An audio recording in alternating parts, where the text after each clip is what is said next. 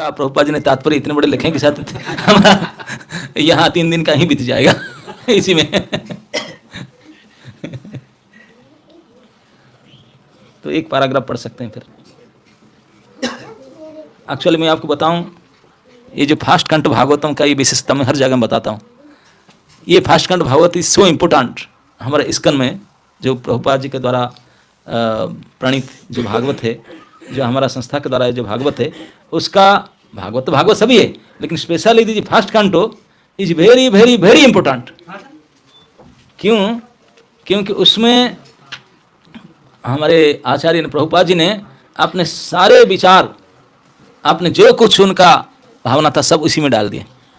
क्योंकि जब ये संस्था सृष्टि नहीं हुआ था, इस्कन बनने से पहले प्रभुपाद अभी सामान्य अभय बाबू थे, अभय चरण देते, संन्यास ले चुके थे, संन्यास भी नहीं लिए थे, वो वानप्रस्थ में थे, वृंदावन में राधा दामोदर मंदिर में रहते थे। तो उनको उनके गुरु जी की आज्ञा था कि ये भागवत विषय को, संदेश को विदेश भाषा में जाकर प्रचार को विदेश में। तो उनका सारे व्यापार वाणिज्य खत्म हो चुका था। अब तो भिखारी बन करके राधा दामोदर में रहते थे। 5 रुपया किराया एक महीना रूम ले करके उसी में रहते थे, जिसमें बाथरूम अटैच नहीं था। अब इतनी बूढ़ी उम्र में जाते थे बाहर, जमुना में स्नान टान करके आते थे, वहीं बैठ के खाने के लिए भिक्षा मांग कर खाते थे। वहीं बैठ करके उन्होंने ये फास्ट कंठ भागवत की रचना किया था अंग्रेजी भाषा में। यही उनके साधना, वृंदावन के असली साधना, जो राधा दामोदर मंदिर में अकेले, बिल्कुल अकेले, और भिक्षा करके खाना, कोई सहारा नहीं था, कोई सहायक नहीं था। रूप गोस्वामी के समाधि के सामने बैठ करके रोते थे और इस भागवत को अंग्रेजी भाषा में अनुवाद करते थे। कई टीकाकारों के भागवत बंगाली भाषा में पढ़ करके फिर अपने मतामत के साथ उसको तात्पर्य लिखते थे। केवल प्रथम स्कंद भागवत उन्हें लिख पाए, उसको छापने के लिए कोई पैसा नहीं था। आपने धोती कुर्ता खरीदने के पैसा नहीं था, खाने के लिए पैसा नहीं था, भीख मांग कर खाते थे, ग्रंथ क्या छापेंगे। एक मैगजीन लिखते थे, उसको खोज जाते थे बेचने के लिए दिल्ली, और वहाँ से कुछ पैसा होता था, इसमें किराया देते थे, पेपर खरीदते थे, पेपर खरीद के लिखते थे। और उनका पुराना टाइप मशीन था, उसमें खुद टाइप करते थे सिंगल हैंडली, और फिर उसको लेकर के दिल्ली जाते थे 3rd क्लास कंपार्टमेंट में बैठ करके ट्रेन में, और जा करके भीख मांग करके प्रचार को 3 लोगों से दान लिए थे उन्होंने इसी प्रथम स्कंद को छपाने के लिए, है ना। नहीं, एक तो थे से डालमिया सेठ, हनुमान प्रसाद पोद्दार, उनने कुछ दिए, फिर डालमिया जी से दिलाए कुछ, और फिर श्रीमती मुरारजी और मदन मोहन मालव्य, इन 3 महानुभव से उन्होंने कुछ सहायता लेकर के 3 भाग में 3 बुक्स, 3 किताब केवल फास्ट कंठों का 3 वॉल्यूम में वो प्रकाश किए थे, और इसी को लेकर के विदेश गए और इस्कन बना। इस्कन बनने से पहले ये बना था। और प्रभुपाद जी को जब श्रीमती मुरारजी जी ने टिकट दिया जलपथ में, जलदूत में जाने के लिए, प्रभुपाद जी चिंतित हो गए, तो बोले जब मैं क्यों जाऊंगा, मेरे भागवत जाएगा तब तो मैं जाकर कुछ कर पाऊंगा, यही तो है। तो प्रभुपाद जी ने बड़े चिंतित होकर भागवत को लेकर गए थे, और ये भागवत ही ये संस्था को बनाया और प्रचार किया। तो ये जो भागवत था वो पूरी भागवत नहीं था, फास्ट कंठो था, इसी के उन्होंने लिख पाए थे यहाँ बैठे बैठे अकेले। तो इसलिए मैं बताऊँ, first canto is very very important. उसमें अपना सारे मनोभाव को उन्होंने व्यक्त किए हैं। अकेले बैठकर क्या होना चाहिए, क्या सपना देखते थे उन्होंने इस दुनिया के बारे में, उसको लिखे हैं। तो उसके परपट जो है सभी को पढ़ना चाहिए। कल मैंने चित्तौड़गढ़ में था सुबह, तो वहाँ के मुझे श्लोक बोलने के लिए बोले थे, आई थिंक 1926 था। उसका परपट अगर पढ़ेंगे वो बड़ा ज़बरदस्त था। वर्णाश्रम को प्रभुपाद जी ने बड़े लंबा उसको में 3 पेज में लिखे, बहुत ही इंपॉर्टेंट है, विशेष करके हम लोग के लिए, आजकल ज़माने के लोगों के लिए वेरी वेरी एसेंशियल है वो परपट। और ये प्रथम स्कंद के प्रथम श्लोक का भी, उसमें भी बहुत कुछ प्रभुपाद जी ने बहुत लंबा लिखे उन्होंने भी, 5-6 पेज कहते। तो ये सब जो है प्रभुपाद जी के जो मन में विचार आता था उसको सारे इसी ग्रंथ में, और तो कोई था नहीं, इसी में सब डाले हैं। तो इसलिए ये हमारे लिए बहुत ही महत्वपूर्ण है। तो आप लोग की कृपा से मैं 3 दिन के लिए हूँ। आज 23 तारीख है, 26 को अर्ली मॉर्निंग में जाना पड़ेगा। वो भी झगड़ा कर रहे हैं बम्बे वाले, जैसे तैसे करके और संभाले, मैं जाएगा, मुझे गाली मिलेगा, वो तो यहीं बैठ जाएंगे आप लोग। ब्रजहर पे बोले थे ची शुड कम ऑन 24, वही लेट। मैं बोला साथ 25 को चला जाएंगे, लेकिन पता चला 26 को जा रहा हूँ और लेट में। तो जो भी हो, 3 दिन यहाँ 4 दिन वहाँ, 7 दिन का कार्यक्रम यही रखा गया था, अभी बंट गया 2 जगह में, उदयपुर और मुंबई। 3 दिन 4 दिन ऐसे होगा।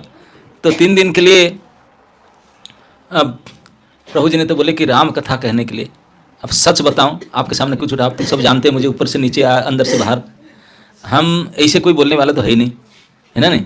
जैसे जैसे थोड़ा बहुत संस्था में काम चला लेते हैं, इतने दिन पड़े हुए हैं, तो मंदिर में रहते हैं कि प्रतिदिन मंदिर में भागवत क्लास होता है। तो मंदिर में भागवत क्लास नहीं जाने में नियम है, प्रसाद ही नहीं मिलेगा, तो जाना ही पड़ेगा, चाहे ऑफलाइन चाहे ऑनलाइन सुनना पड़ेगा, तो सुनना ही पड़ेगा भागवत क्लास, और सुनना पड़ता है तो बोलना ही पड़ेगा। यही हमारी गलती है कि हम थोड़ा ज़्यादा दिन रुक गए हैं, कुछ साल पुराना हो गया तो बोलना भी पड़ेगा, सुनना भी पड़ेगा, बोलना भी पड़ेगा, तब खाना मिलेगा। तो इसलिए हम उसी को सुने और उसी को बोले थोड़े बहुत। अब रामायण तो हमारा यहाँ कोई बुक स्टॉल में भी नहीं मिलेगा और बोलना सुनना तो बात ही खत्म, होता ही नहीं कुछ। तो हम ना सुने हैं ना बोले हैं, लेकिन फिर भी अब क्योंकि भगवान राम की आवागमन होने वाला है, शुभ जन्मतिथि आने वाला है, तो इसलिए बोले कि राम कथा। पहले तो राम कथा प्लान नहीं था, भागवत कथा था, हठात बदल गया राम कथा, सीजन आ गया राम जी का सीजन में राम कथा आया। मैं बोला प्रभु जी राम कथा में क्या कहूँ, बम्बई में बोले राम कथा बोलने के लिए, ना कोई बात नहीं, हमारे चिरीवा गांव में बहुत सारे हनुमान जी के भक्त हैं अब हनुमान जी के भक्त हैं तो हनुमान जी के बारे में बोल दीजिए। मैं बोला भैया पूरे रामायण में एक कांड है जो केवल हनुमान जी के लिए है, और वो सबसे सुंदर है, इसलिए उनका नाम ही सुंदर कांड है। बाकी कांड कोई सुंदर नहीं, सारे सुंदर तो होना चाहिए, लेकिन नाम वाल्मीकि जी ने उन्हीं का सुंदर रखे, पता नहीं क्यों रखे, ये हम कुछ अपना कल्पना से सोचेंगे क्यों उनका नाम सुंदर रखे। चलो जब सोचेंगे तो सोचेंगे, 3 दिन में क्या पढ़ करके कुछ किताब से बोलेंगे आपके सामने, चलो ये अलग बात है। तो अभी भागवत ये पहली साथ भागवत अभी करते हैं, और मायापुरवासी बोलता है कि आपके गंगकुप के जगन्नाथ मंदिर में 2 दिन सुबह भागवत भी होगा, लेकिन वो बोलता है कि राम कथा, लेकिन भागवत करेंगे। भाई राम कथा के हम अधिकारी नहीं है ना भागवत के चलो भागवत में भी राम कथा शॉर्टकट में है। 9वें स्कंद में 10वां और 11वां अध्याय सुखदेव जी ने शॉर्टकट में पूरी राम कथा कह दी है उसमें। तो चलिए ये उसको एक पारा पढ़ लेते हैं, समय हो जाता है। ओम नमो भगवते वासुदेवाय। जन्माधस्य जतो नयादितरत सार्थेषु अभिज्ञा स्वराट तेने ब्रह्म हृदय आदि कवये मुह्यन्ति यत् सूरयः तेजो वारिमृदां यथा विनिमयो यत्र त्रिसर्गो मृषा धाम्ना स्वेन सदा निरस्तकुहकं सत्यं परं धीमहि सत्यं परं धीमहि। उसका अनुवाद है, हे प्रभु, हे वसुदेव पुत्र श्री कृष्ण, हे सर्वव्यापी भगवान, मैं आपको सादर नमस्कार करता हूँ। मैं भगवान श्री कृष्ण का ध्यान करता हूँ क्योंकि ये परम सत्य है और व्यक्त ब्रह्मांड की उत्पत्ति, पालन तथा संहार के समस्त कारणों के आदि कारण है। वे प्रत्यक्ष तथा अप्रत्यक्ष रूप में संपूर्ण जगत से अवगत रहते हैं और वे परम स्वतंत्र है क्योंकि उनसे परे अन्य कोई कारण ही नहीं है। उन्हीं ने ही सर्वप्रथम आदि जीव ब्रह्मा के हृदय में वैदिक ज्ञान प्रदान किया। उन्हीं के कारण बड़े बड़े मुनि तथा देवता उसी प्रकार मोह में पड़ जाते हैं जिस प्रकार अग्नि में जल या जल में स्थल देखकर कोई माया द्वारा मोहग्रस्त हो जाता है। उन्हीं के कारण ये समस्त भौतिक ब्रह्मांड जो प्रकृति के 3 गुणों की प्रतिक्रिया के कारण अस्थायी रूप से प्रकट होते हैं वास्तविक लगते हैं, जबकि ये अवास्तविक होते हैं। अतः मैं उन भगवान श्री कृष्ण का ध्यान करता हूँ जो भौतिक जगत के भ्रामक रूपों से सर्वथा मुक्त अपने दिव्य धाम में निरंतर वास करते हैं। मैं उनका ध्यान करता हूँ क्योंकि वही परम सत्य है। मुझे याद आता है मायापुर धाम प्रभु जी बैठे हैं, कुछ एक साल पहले, मुझे पता नहीं कौन सा साल में, एक छोटी सी केंद्र उदयपुर में हुआ था, वो मैं आया था। वहाँ भी फर्स्ट कंटो का प्रथम स्कंद भागवत का शुरुआत करके गए। मतलब हमारा इस्कन का ये this tradition, ISKCON means temple बाद में होगा, पहले क्लास होगा, खाना बाद में होगा, पहले क्लास होगा तो इसलिए आप सभी को मेरे विनती है कि भागवत शुरू कीजिए, भागवत क्लास शुरू कीजिए। तब शायद चला रखे होंगे, अब तो मैं आ रहा हूँ, चल रहा है, वो तो पुराने ज़माने का। अब तो था ना, आपने अब थे तभी। तो तो उदयपुर, अभी उसका एड्रेस मुझे मालूम नहीं, ये तो नहीं था, हाँ कुछ और जगह में था, वहाँ हुआ था। तो अभी यहाँ पे भी अभी राधा गोवर्धनधारी मंदिर में यही मेरा खाता में वही पड़ा यहाँ भी भागवत की शुरुआत करने का सौभाग्य, और वही भागवत के फर्स्ट कांटो के फर्स्ट वर्ष। और अभी भी मैं आपको वही पुनरुक्ति कर रहा हूँ कि सभी जो आए हैं, आप प्रार्थना करता हूँ कि अवश्य प्रतिदिन भागवत क्लास में आइए, और यही हमारे भक्ति के और साधन भक्ति के वही प्रथम अंग है, प्रधान अंग है। बाकी कुछ हो भी ना हो, खाने से पहले एक टेस्ट भागवत का एक पन्ना, एक पैराग्राफ कम से कम पढ़िए, एक श्लोक। तो प्रभुपाद जी श्लोक के ऊपर कहते हैं, बहुत लंबा लिखे हैं, आज तो हम पूरा नहीं कर पाएंगे, तो जितने एक आध दो पैराग्राफ पढ़ते हैं। प्रभुपाद जी कहते हैं, भगवान श्री वासुदेव को नमस्कार करना प्रत्यक्ष रूप से वसुदेव तथा देवकी के पुत्र भगवान श्री कृष्ण को इंगित करता है।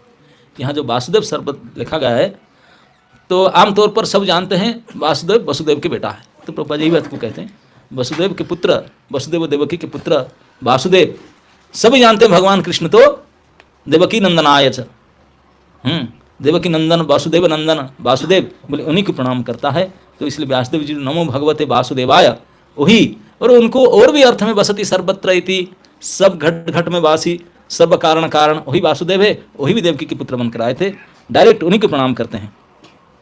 इसी तथ्य की अधिकाधिक व्याख्या इस ग्रंथ में स्पष्ट की जाएगी। बोले ग्रंथ में है क्या चीज भागवत में? बोले बाकी कुछ नहीं है, स्पष्ट रूप से देवकी पुत्र वासुदेव का अच्छी रूप से उनके बारे में बताया गया। इसको कहते हैं जो देवकी वसुदेव के पुत्र वसुदेव, उनको प्रणाम करके इसी तथ्य की अधिक अधिक व्याख्या इस ग्रंथ में स्पष्ट रूप से की जाएगी। केवल देवकी पुत्र वासुदेव के ही बारे में ही इस ग्रंथ में स्पष्ट रूप से बताया जाएगा। That is Bhagavatam.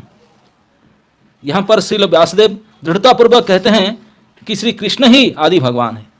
और एक बड़ी पावरफुल स्टेटमेंट कि व्यासदेव ने बिल्कुल दृढ़ होकर कहते हैं कि श्री कृष्ण ही आदि भगवान है। अगर कोई भगवान हो, आजकल तो सारे संसार में सबसे बड़ी भेजाल अगर किसी में है तो भगवान में है ना नहीं? क्योंकि बाकी प्रोडक्ट तो चलो कुछ मिलावट है, लेकिन भगवान में इतना मिलावट है क्योंकि साधारण लोग भगवान के बारे में जानते नहीं। कैसे जानेंगे? तो जो भगवान के हैं उनसे पता लगाएंगे, है कि नहीं? तो भगवान के कौन है साधारण लोग को ही जानते हैं, जिनके बड़ा जटा होगा, नहीं तो दाढ़ी होगा, चाहे ऊपर हो चाहे नीचे हो, कुछ होगा। कुछ लोग तो मानते हैं जो चिलम फूंकते होंगे वही भगवान के पार्टी के लोग होंगे, है कि नहीं? और रंग बिरंगी वस्त्र पहनते होंगे, यानी क्या समाज लोगों के मन में अलग अलग प्रकार धारणाएं सब हैं, ये सब भगवान के पार्टी के लोग होंगे। और उनको जाकर पूछो, जटा जुट तिलक धारी डंडे मंडे कुछ जो भी करते हैं उनको पूछो, सब अलग अलग मतामत देते हैं। भगवान कहाँ है? भगवान कुछ नहीं है। लो पहले तो उड़ा देंगे, भगवान है ही नहीं, हम है भगवान नहीं है, बस उड़ा ही देंगे। और किसी को बोले ऊपर वाला है, ऊपर कहाँ? आकाश ना दिखता नहीं, उसमें कहीं है ऊपर वाला। नीचे वाला नहीं है तो ऊपर भी वाला ही है, नीचे आते नहीं। और किसी को पूछे, अरे इसको समझ में नहीं आ रहा है, एक तो बोल दिया ना कर दिया, नकार दिया, और बोलता नहीं ऊपर में है। कुछ लोग तो कुछ संप्रदाय है हमारे भारतवर्ष में, विश्व में है, जो उनका मंदिर बड़ा बड़ा करते हैं, बहुत बड़े बड़े साउंड सिस्टम लगाते हैं, वो अंदर का ना विग्रह है ना फोटो है, कुछ भी नहीं, सुन। अरे सुन है, ना कान नहीं सुनाते किसको अपने साउंड सिस्टम लगा करके लेकिन करते क्या करें भारत में क्या कमी है ना क्या? हाँ खूब 5 बार चिल्लाएंगे और क्या लेकिन यही कुछ नहीं तो लेकिन फिर आगे जाके पूछेंगे जो बोलते हैं कि हम ही जानते हैं सत्य अर्थ प्रकाश, हम ही जानते हैं वेद को, हम ही बिल्कुल पक्के हैं, उनको पूछो भगवान तुम ही भगवान हो, मैं ही भगवान हूँ, ये पेड़ पौधे कुत्ते बिल्ली सब भगवान है, केवल जो अल्टरनेट भगवान वही भगवान नहीं है, बाकी सब हम भगवान है। ये उनका समझ है, बोले हम सत्य बोलते हैं। लो उनका इसे कहना, बड़े मुश्किल से कोई मिलेंगे जो भगवान के बारे में सच्चा बताएंगे कि ही भगवान है, कि श्री कृष्ण ही भगवान है। ये भगवान कृष्ण स्वयं कहते हैं गीता में, मनुष्याणाम सहस्रेषु कश्चित् जदति सिद्धये जदतामपि सिद्धानाम कश्चिन् मां वेति तत्त्वतः। मुझे कौन जाना, कोटिष्वपि महामुने। बोले अरे करोड़ों करोड़ों मनुष्य से बेदम होकर बोले कुछ नहीं, चलते चलते कोई हिमालय कोई जंगल कोई कहाँ गुफा में जाते हैं, जा करके साधन भजन कोई सिद्धि में फंस जाते हैं। चमत्कार, चमत्कार को नमस्कार, भीड़ ही इकट्ठा होता है जो चमत्कार दिखाते हैं, तो इसी में फंस जाते हैं। वो क्या जानेंगे बेचारे, वो भी ऐसे जाएंगे।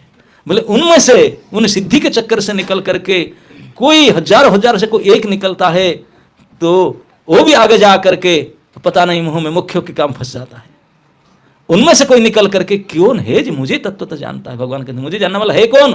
कोई करोड़ों करोड़ों महापुरुष में से एक कोई हो जो सच्चे में मुझे जानता है, मुझे सिखाता है और जानने की प्रयास करता है।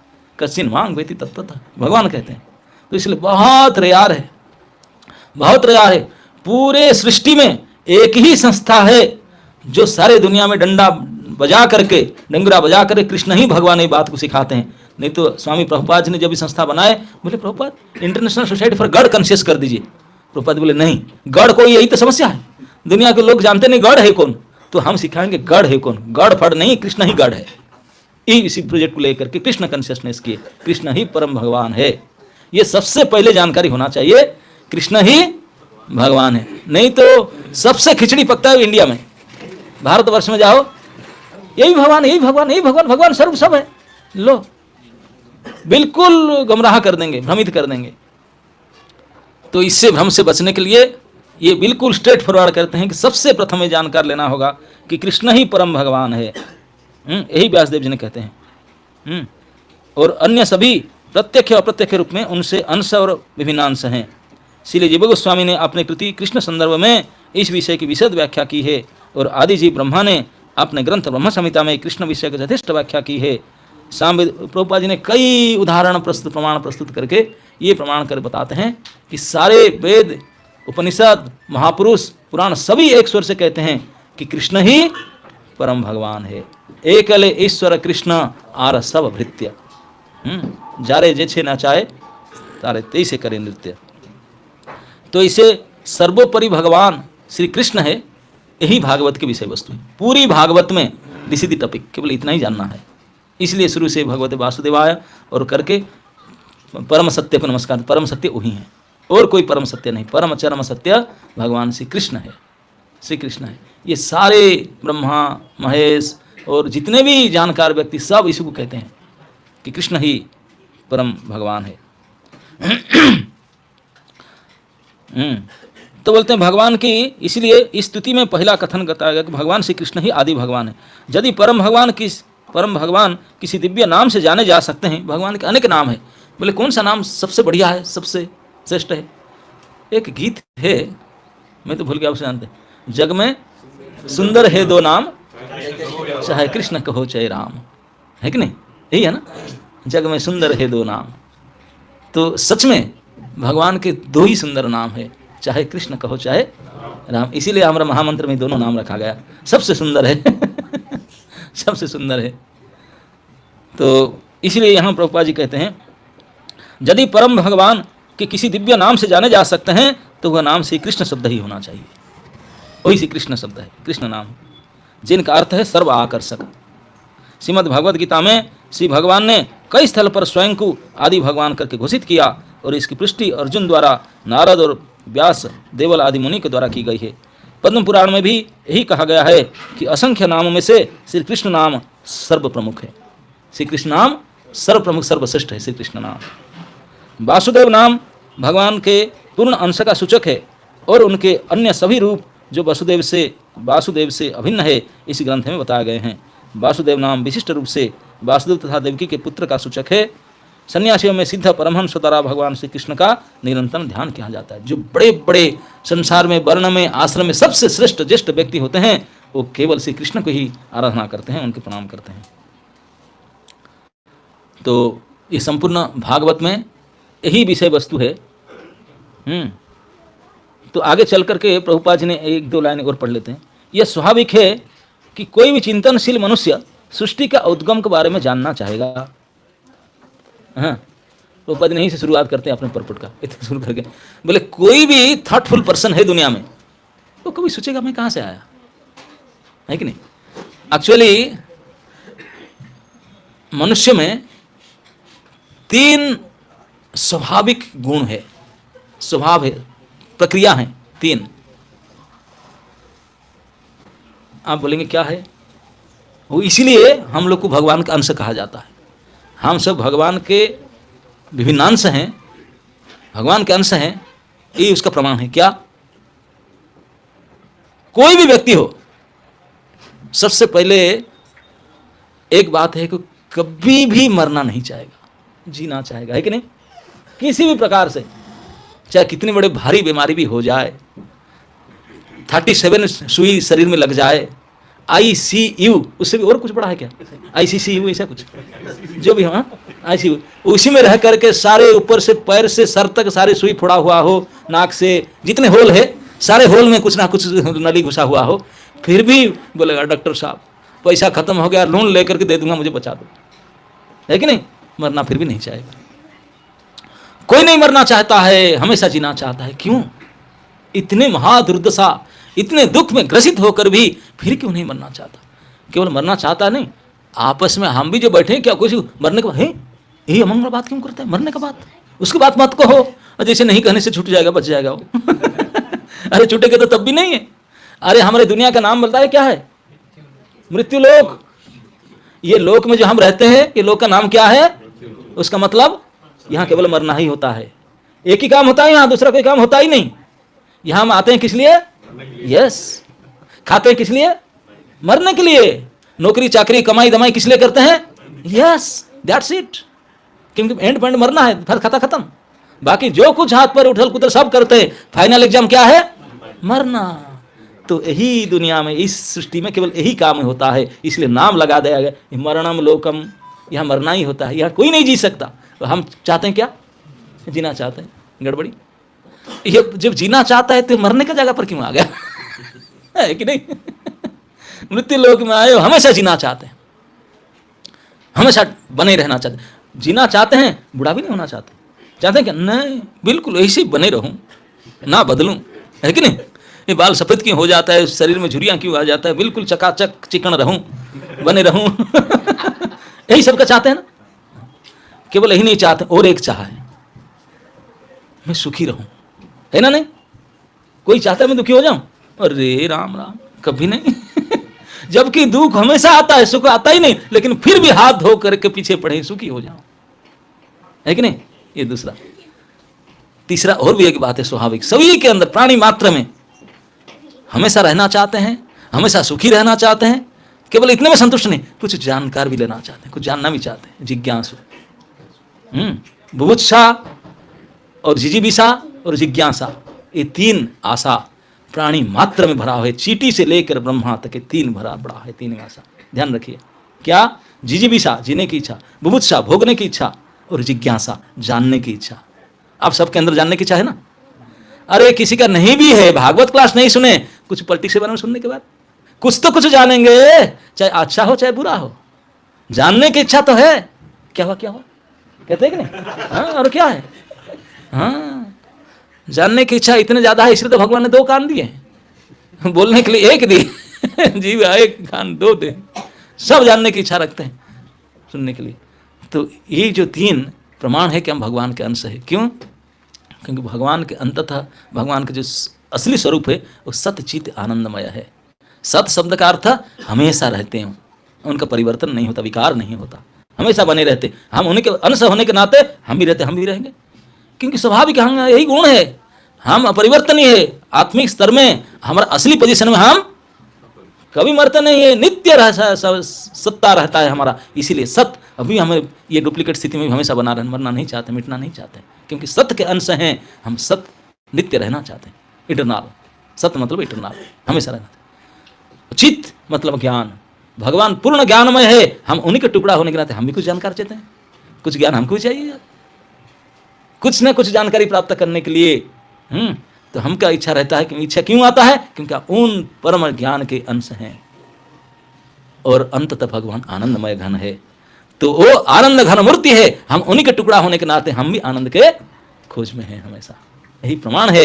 हमारे अंदर स्वाभाविक रूप से तीन इच्छा होता है, क्योंकि हम उन्हीं के ही अंश है, वंशज हैं, उनके अंश है। इसलिए हम भी सच्चिदानंद के अंश है। वो पूर्ण है, हम अणु है, बस है वही।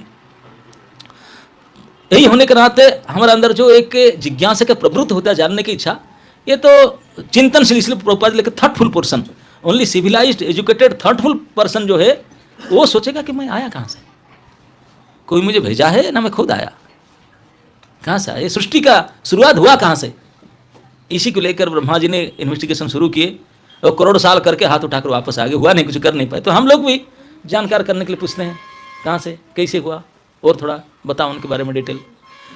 तो ये सृष्टि के बारे में जो चिंतनशील व्यक्ति हैं वो चिंता करते हैं सृष्टि बना कैसे, हम कैसे आए, बने कैसे, चिंतन करके क्या करते हैं, तो वह आकाश की ओर देखता है। कब कब आकाश को देखता है, ये कहाँ से आया, तो स्वाभाविक रूप से वह उनके निवासियों के विषय में कल्पना करता है, आकाश में जो रहते हैं उनके बारे में कल्पना करता रहता है। ऐसी जिज्ञासा मनुष्य के लिए स्वाभाविक है, क्योंकि उसकी चेतना विकसित है और पशुओं की तुलना से उच्च है। प्रभुपाद कहते हैं कि मनुष्य जो विकसित मनुष्य वही करेगा, नहीं तो कई मनुष्य है जो शेड्यूल का शेड्यूल रहे, उनको तो खाना पशु के जैसा खाते पीते मरते हैं, उनको मतलब ही नहीं है। लेकिन जो थोड़े सिविलाइज्ड व्यक्ति हैं वो सोचते हैं क्यों, कहाँ से आए, वो कौन है, ये कैसे है, वो जानकारी के लिए जाना चाहता है। तो इस प्रकार जो वास्तविक विकासशील व्यक्ति वो सृष्टि के शुरुआत के बारे में जानना चाहेगा, what is the origin, what is the origin.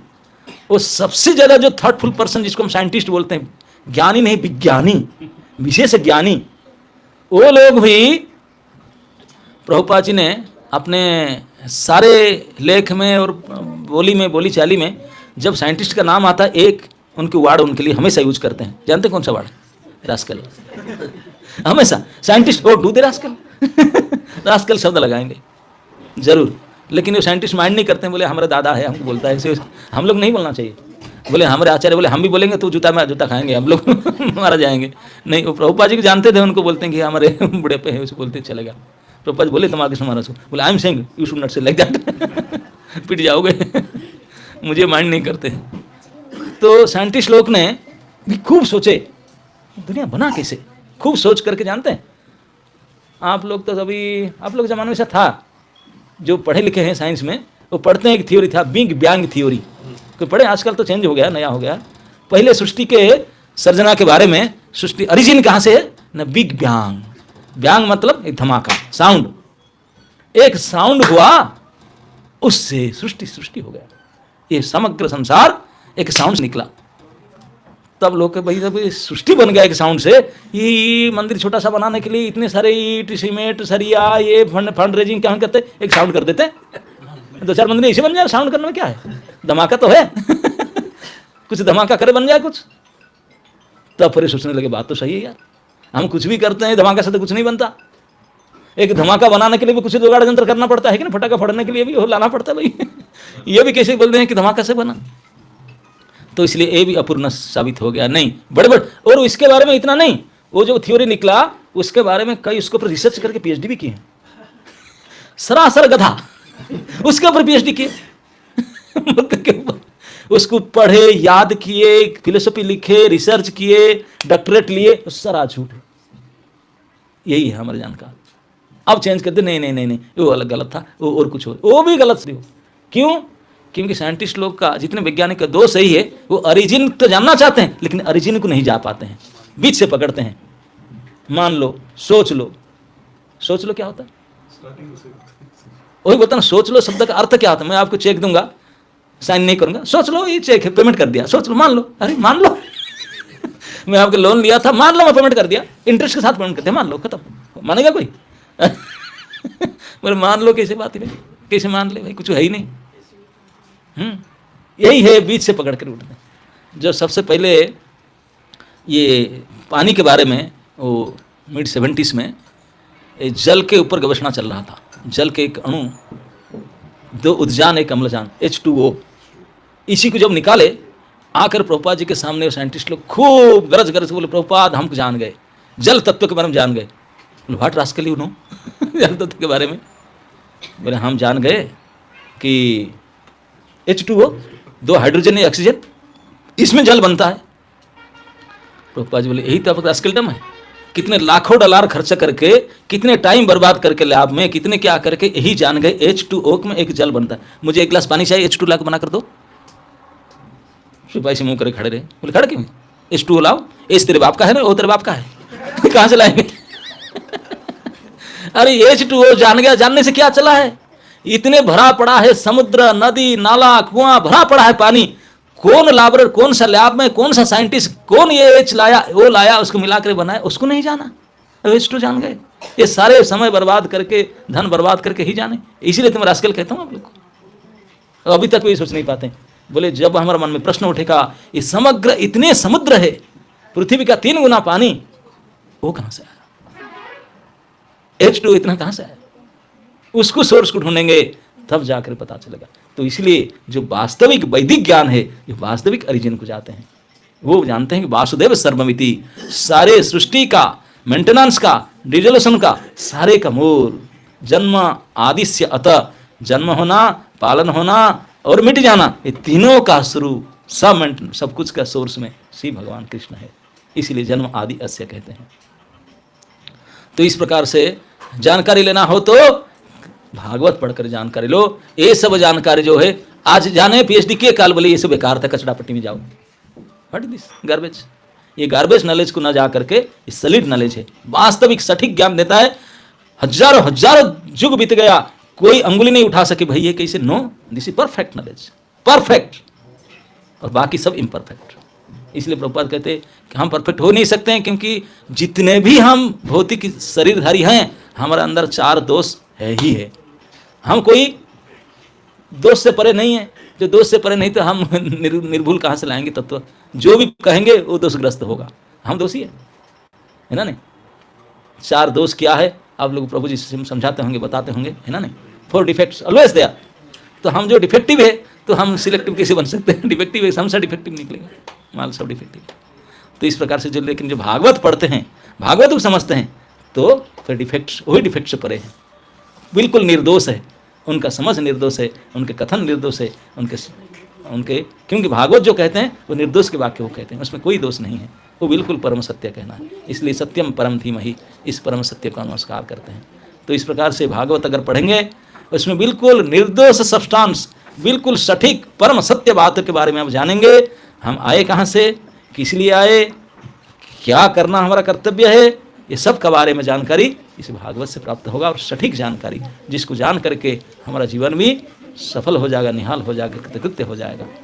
Hare Krishna.